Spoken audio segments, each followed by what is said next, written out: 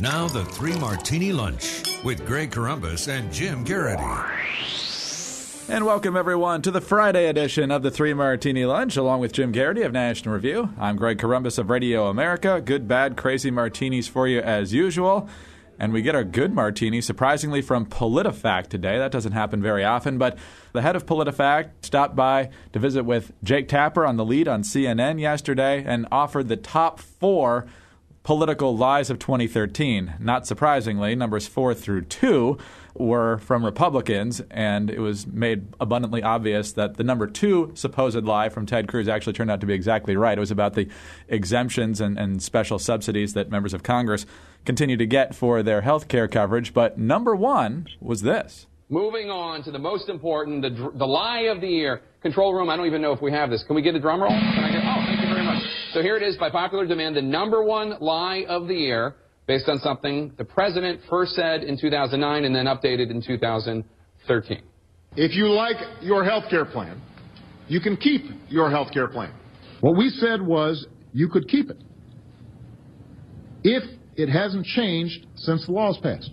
Jim, you know it's got to be a doozy if Politifact puts it at the top of the list, but it's hard to get more blatantly untruthful than that. Yeah, and so I salute Politifact for acknowledging the obvious, because whatever your criteria is, how false is it, how frequently and clearly it is stated, how loudly is proclaimed, how important is the person saying it, and perhaps most importantly, the consequences of the lie. And the consequences of this lie are huge. And millions of people are losing their insurance. And oh, by the way, next year when the employer mandate kicks in, it's quite possible that millions more will end up losing their insurance. So I salute Politifact for making this one. You notice that their numbers 2, 3, and 4 were all various Republicans, and yes. Lots of folks on the right kind of rolled their eyes at that. Now, having said that, this is not in the past when President Obama said this, Politifact's rating for this was half true, which is bullpucky, and there are other words I could have used there, because something that is half true is also half false, and their attitude was like, well, some people aren't going to lose their plans. Well, no kidding. Thank you. All right. The argument from the right has never been, well, the passing of Obamacare will mean that everyone in the entire world loses their health. No. But when the president who's making this blanket statement applying to everyone that either he must have known he could not have kept, or that he didn't, he's just spectacularly ill-informed about the consequences of his own law. So a lot of folks on the right, including some folks at Washington Examiner and National Review, are pointing out, look,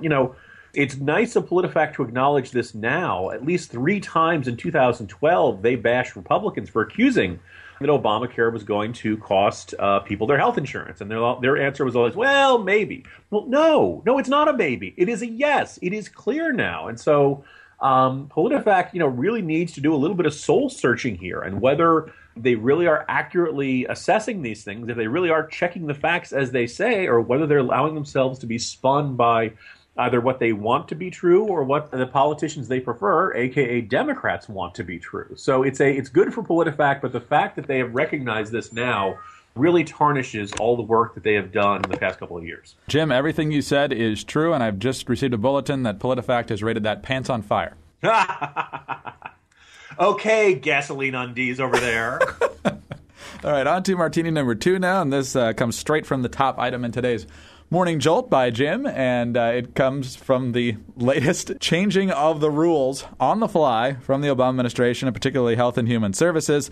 The latest in the addition to the delays in the employer mandate and price caps and all these other things. The latest is that insurance companies now have to accept payments until December 31st for coverage starting the very next day. And if you've even just put down a down payment on that first month's premium, they've got to cover you starting January 1st. There's now an additional special enrollment period for people with chronic conditions, people who've had extensive problems with the website. So good luck trying to keep up with this, everybody. Yeah, and what's kind of, the message you get from a lot of, columnists, generally those who are sympathetic to the administration, is your opening sentence will be, now that healthcare.gov is fixed, or now that Obamacare is running smoothly, or things like that, which is absolute total nonsense. And one of the signs that it's not running smoothly is that all of a sudden these deadlines, like every deadline is getting kicked back except the individual mandate, right? I mean, that's what we Republicans have been calling for a really long time. And oh, by the way, during the shutdown, that was the offer on the table, right? That we wanted a 1-year delay in the individual mandate and we'd reopen the government.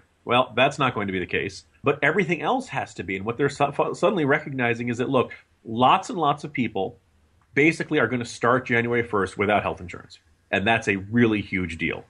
What you've got here is a circumstance also that a certain number of these people are going to be walking around believing that they've got health insurance, either because they've signed up through the website but they haven't paid, which is a fair, like, so one of the things that basically they're proposing yesterday, the administration is strongly encouraging, which, by the way, I don't know if there's like a, Sibelius banging a lead pipe against the palm of her hand or something like that, or whether it's a, nice health insurance company you got there, but be shame if something happened to it type implied threat there. But basically they're saying, look, some people aren't going to be able to pay in time for a lot of reasons. High among them, healthcare.gov is not working the way it's supposed to because you can't actually pay through healthcare.gov. And oh, by the way, it takes time for people to, get out their checkbooks, write the checks, pay the checks and stuff like that. Oh, by the way, when they're trying to be paying for holiday gifts and things like that. This is traditionally one of the most financial stressful months in American households. Normally, now they're expected to make one new payment, and of course, many people are seeing much higher premiums. So a lot of folks may have selected a plan, but they won't have paid for it. And then comes January 4th, God forbid they're in a car accident, or all of a sudden they got a winter flu or something like that. They go to the doctor, they go to the hospital, and they don't have health insurance. And this is the impending early year disaster that must be having, people running around with their hair on fire over at HHS. By the way, hair on fire is not covered under Obamacare. So what they're now doing is saying, okay, this deadline goes back. This deadline goes back. It's like Oprah awarding out, you get a delayed deadline. You get a delayed deadline. You get a delayed deadline.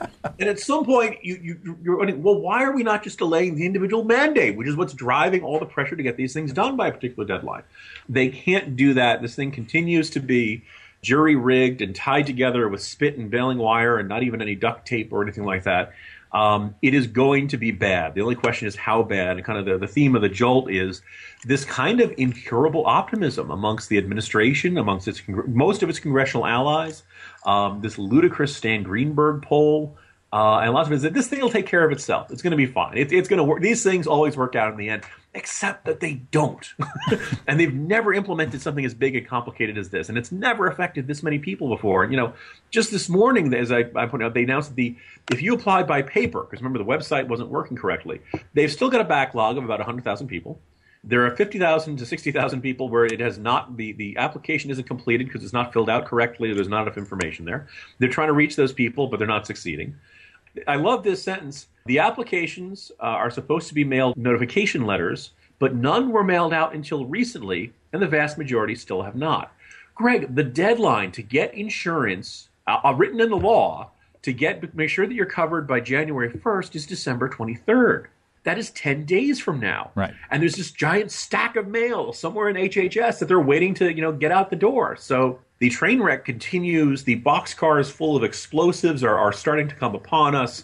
It's going to get much, much worse. And, the reason this is the bad martini is just the amazing fog of happy talk optimism that continues to envelop Washington as this problem gets worse and worse. On to martini number 3 now. And this is the CNN version of this story that's become big headlines in the last 24 hours. As the shock sinks in of North Korea's extraordinary announcement of the execution of leader Kim Jong-un's uncle and former protector, government officials and analysts are trying to decipher what the brutal move means. Basically, he was declared by Kim and I guess some sort of military tribunal to be a traitor for the ages. And this is the guy who basically kind of greased the skids to make sure that there wouldn't be any problems for Kim Jong-un succeeding his father as the crazy dictator in North Korea.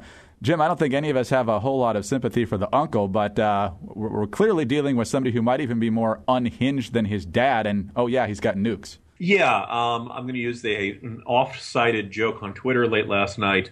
So I take it the Obamacare Thanksgiving discussion didn't go well, huh? On the one hand, it's really awful that this man has gotten executed. It's not like he was really that much of a good guy either. But, a lot of people are saying that this is, this seems like this bloody Shakespearean tragedy going on over there. And as you said, this is not, if it was just some podunk country somewhere, we could, kind of laugh it off or just kind of shrug our shoulders. But this, it suggests that we have people who are paranoid, violent, dangerous, vindictive, perhaps not mentally stable. And as you said, they have nuclear weapons, which, We have pushed off the possibility of a serious confrontation on the Korean Peninsula for a good long while. You got to wonder how much longer we can keep our luck will hold out and we can keep whistling past the graveyard. I don't think there are a lot of great policy options to deal with this, but this is one of the reasons people don't want other regimes to get nuclear weapons, is that at some point you end up with somebody nutty enough to actually use them. Yeah, this does not seem like a stable individual at all. So if you're Japan, if you're South Korea, you got to be worried about what you're seeing up there. Jim, on that horrible note, we'll leave it for this week. We'll talk to you on Monday. See you Monday, Greg. Jim Garrity of National Review. I'm Greg Corombos of Radio America. Thanks for being with us today. Have a wonderful weekend, everyone. And we'll be back on Monday for the next 3 Martini Lunch.